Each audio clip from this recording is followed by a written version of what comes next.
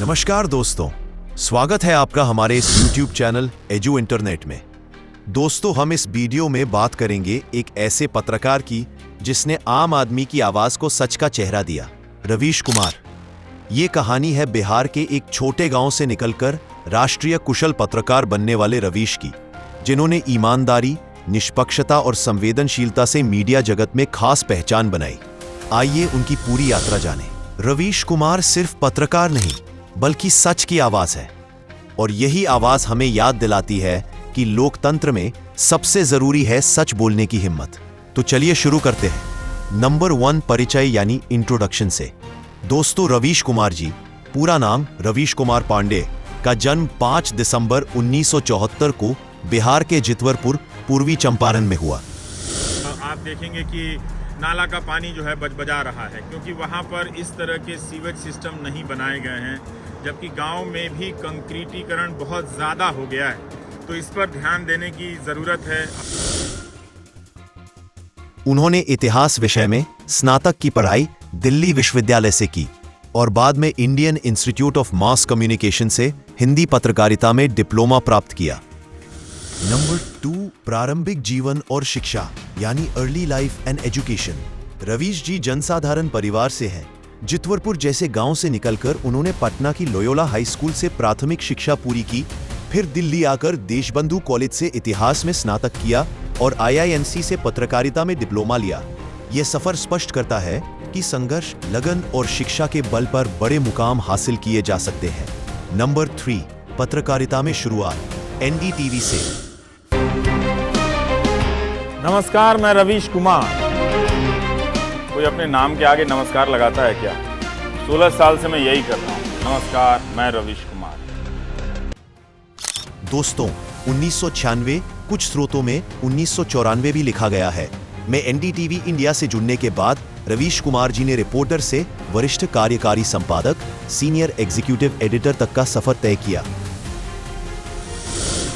वहां उन्होंने कई प्रमुख कार्यक्रमों का संचालन किया, जैसे प्राइम टाइम, उनका फ्लैगशिप शो, जहां वो सीधे आम लोगों की बात करते हैं और सत्ता के सवाल उठाते हैं, जैसे हम लोग, रवीश की रिपोर्ट और देश की बात। ये सभी प्राइम टाइम शो का पार्ट है। 2007 का साल था। मैं नया रिपोर्टर था। गुजरात विधानसभा चुनाव के नतीजे आ रहे थे। मेरी तैनाती अमित शाह के घर पे ही हो गई। 2014 के बाद से मेरी अमित शाह से कोई मुलाकात नहीं है। इस बार जब 2019 में नतीजे आ रहे थे, तब बीजेपी ने चैनलों में भेजने के लिए 48 प्रवक्ताओं के जो रोस्टर बनाए, उसमें से एक भी प्रवक्ता का नाम मेरे कार्यक्रम के लिए नहीं था। मगर मैं 2007 के साल में अमित शाह के घर में था, बिल्कुल भीतर, उसी लाल माइक के साथ। अमित शाह जब अपनी मां का आशीर्वाद लेकर मतगणना केंद्र जा रहे थे, उनके पांव छू रहे थे, तब मैं अमित शाह के घर भीतर फिल्मा रहा था। वो मैं आपको दिखाना चाहता हूं। नंबर 4, पत्रकारिता का दृष्टिकोण यानी जर्नलिस्टिक अप्रोच। रवीश जी का मानना है कि यदि आप लोगों की आवाज बन गए हैं तो आप पत्रकार हैं। उन्होंने मीडिया के शोर शराबे के समय में सादगी और सुबुद्ध से खबरें प्रस्तुत करना शुरू किया। उनके प्राइम टाइम शो में रसोइयों, रिक्शा चालकों, किसान भाइयों, सरकारी स्कूल में पढ़ते बच्चों की आवाज उठाई गई, यानी पीपल्स न्यूज रूम जैसा मंच बनाया। 2016 में उन्होंने एक प्रेरक प्रयोग भी किया। स्क्रीन पर जब मीडिया का शोर शुरू हुआ तो उन्होंने सेट को अंधेरा कर दिया और सिर्फ टीवी शोज के गुस्से और नारों की ऑडियो बजाई, यह दिखाने के लिए कि मीडिया की भाषा किस कदर मानसिक तनावपूर्ण हो चुकी है। नंबर 5, सम्मान, अवार्ड और पुरस्कार। रवीश कुमार को कई प्रतिष्ठित अवार्ड प्राप्त हुए, जैसे रामनाथ गोयनका उत्कृष्ट पत्रकारिता पुरस्कार, best journalist of the year 2013 से 2017 में, रमण मैग्सेसे पुरस्कार 2019 में 5वें भारतीय पत्रकार के रूप में उनको यह सम्मान मिला, अर्वित मूक आवाजों को स्वर देना की वजह से। और भी अवार्ड्स जैसे में Gauri Lankesh award, Kuldeep Nair journalism award, Ganesh Shankar विद्यार्थी अवार्ड भी शामिल हैं। उन्हें 2023 में बेल्जियम स्थित व्री यूनिवर्सिटाइट ब्रुसेल और यूनिवर्सिटी लिब्रे दे ब्रुसेल से अभिव्यक्ति की स्वतंत्रता का मानद शीर्षक भी मिला। नंबर 6, यूट्यूब और इंडिपेंडेंट मीडिया करियर की शुरुआत। दोस्तों, नवंबर 2022 के अंत में NDTV से रवीश कुमार ने इस्तीफा दे दिया, जब चैनल के प्रमोटर प्रणय रॉय, राधिका रॉय ने निदेशक पदों से इस्तीफा दिया। इसके बाद उन्होंने यूट्यूब की ओर रुख किया। मई 2024 में उनके चैनल ने 10 मिलियन सब्सक्राइबर्स का आंकड़ा पार किया। अभी 2025 तक उनके चैनल पर 13.5 मिलियन सब्सक्राइबर्स और 2.1 बिलियन से अधिक व्यूज है। नंबर 7, जीवन और पोर्टफोलियो यानी पर्सनल लाइफ, विवाह और परिवार। उनकी पत्नी नयना दासगुप्ता दिल्ली विश्वविद्यालय के लेडी श्री राम कॉलेज में इतिहास पढ़ाती है। उनकी 2 बेटियां हैं, तनीमा और तनिषा। रवीश जी ने कई पुस्तकें भी लिखी है, जैसे the free voice on democracy, culture and the nation 2018 English में। हिंदी ग्रंथ बोलना ही है, इश्क में शहर होना, दिखाते रहिए रवीशपंती और A City Happens in Love इत्यादि।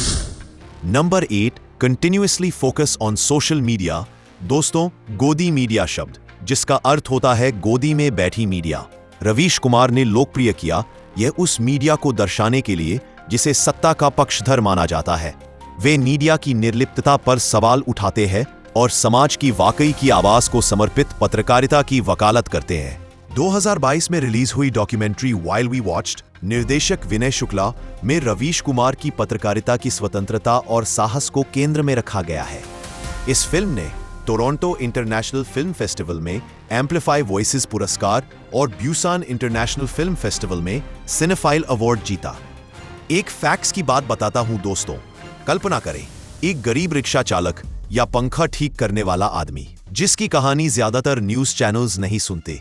रवीश कुमार का प्राइम टाइम उन्हें मंच देता है, उनकी आंखों से भारत का सच दिखाता है। यह पत्रकारिता सिर्फ खबर नहीं बल्कि सहानुभूति, समझ और नई दिशा होती है। इसी सोच ने उन्हें जन पत्रकारिता का प्रतीक बना दिया। कंक्लूजन यानी कहानी से क्या सीख मिलती है? रवीश कुमार की कहानी याद दिलाती है कि पत्रकारिता सिर्फ तथ्यों का संकलन नहीं बल्कि मानवता की आवाज उठाने की जिम्मेदारी है। गांव से शुरुआत, शिक्षा से संघर्ष, एनडीटीवी से स्वतंत्र मंच और पुरस्कार से लोकप्रियता का उनका सफर प्रेरणादायक है। दोस्तों, उम्मीद करता हूं आपको यह जीवनी आधारित कहानी पसंद आई होगी।